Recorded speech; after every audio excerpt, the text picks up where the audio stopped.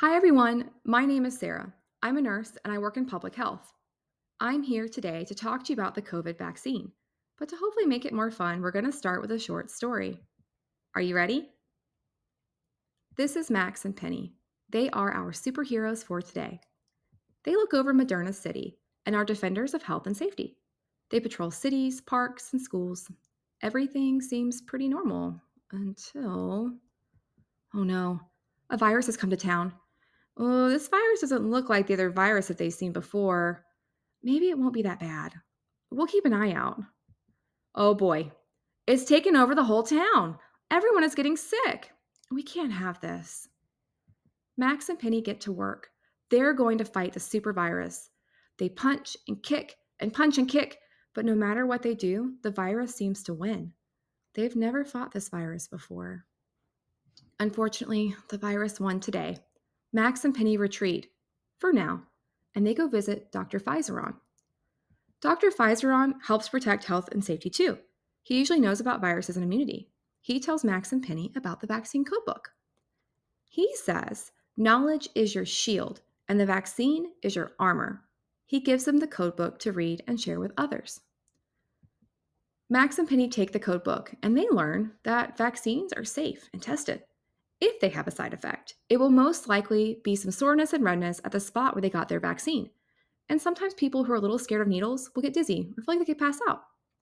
To be the strongest, Max and Penny really need 3 doses of the vaccine. The first dose introduces the enemy. The second dose strengthens your defense. The third dose is called a booster, and it's really important. The third dose makes your immune system even stronger. If Max and Penny get all 3 doses, they might completely fight off the virus. But even if the virus makes them a little sick, the vaccine can help them fight the virus faster. Powered up with knowledge, Max and Penny get their vaccines and return to battle the virus. This time, the virus is defeated. They didn't even break a sweat.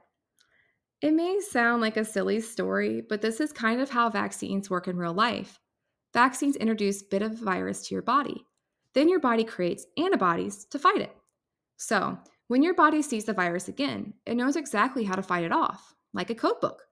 Vaccines don't always prevent you from getting sick, but if you do get the virus, your body's already prepared so you won't get as sick, and you'll get better a lot faster. Now that you have the virus codebook, you can be a real life superhero by protecting yourself and others. Stay informed, get vaccinated, and help your immune system stay strong.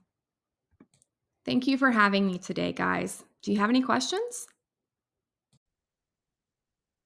Hi, good morning, Bobcat families. My name is Sarah Cruz. I'm a registered nurse and I work in public health. I'm also the mom of 2 boys who attend RES, so I'm very thankful to be presenting to the PTO group today.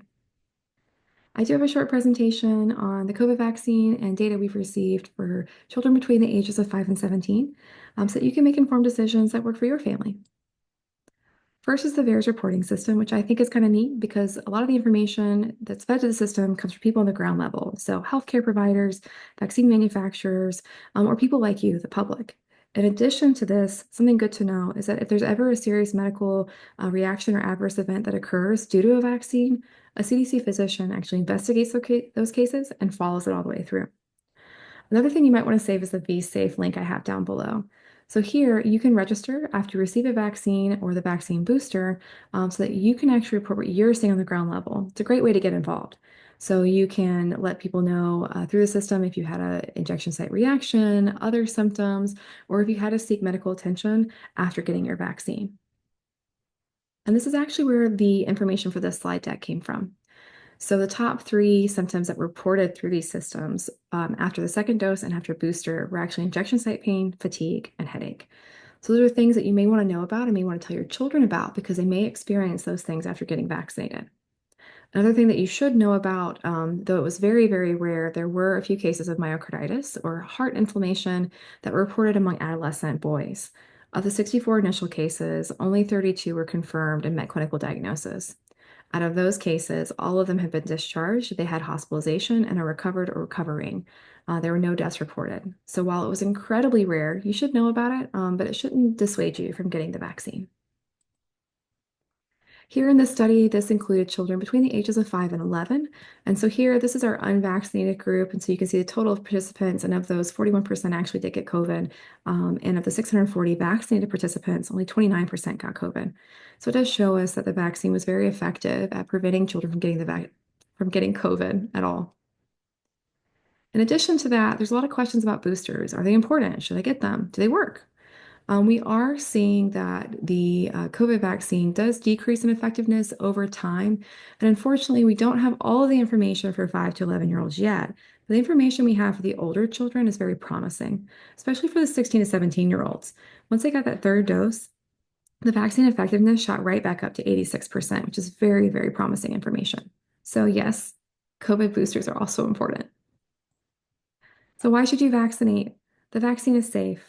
There are very few symptoms reported that are serious.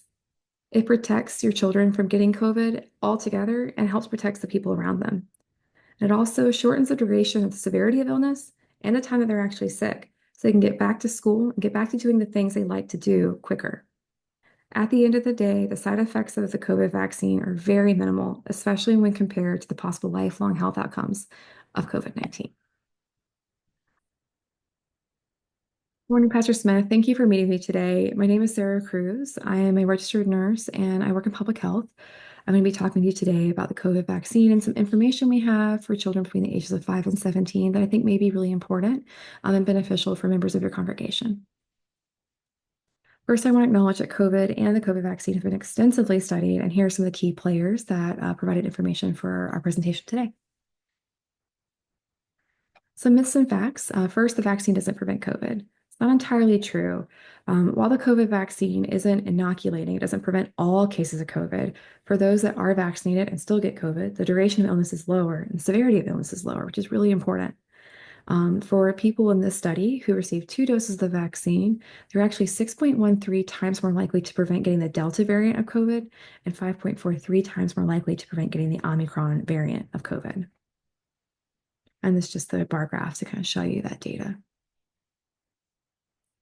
The booster is dangerous. Also not true. Almost 92% of the side effects that reported were very minor. They included things like headache and fatigue, in addition to injection site pain, which you can experience with multiple vaccines, not just the COVID vaccine. Now, your members may have questions about myocarditis. It received a lot of attention. This is heart inflammation. There were cases of this reported. Of the 32 cases that actually met the clinical diagnosis for myocarditis, all of those that were hospitalized have been discharged and they're recovered or recovering. So this just shows us that, yes, this is something that could happen, though it is incredibly rare, and should not deter people from getting the vaccine. And then the booster doesn't work. We did find that the booster loses some effectiveness, but in the 16 and 17-year-olds, when they got that third dose, that booster shot, the vaccine effectiveness actually shot right back up to 86%, which is really great. It's showing us some promising data. So right now, we still believe that boosters are important and it's continuing to be followed.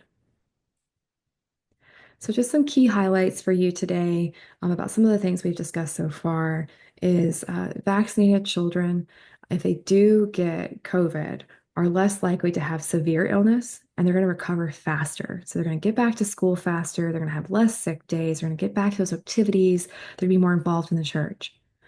Boosters greatly increase vaccine effectiveness. So we should continue to encourage people to get boosters.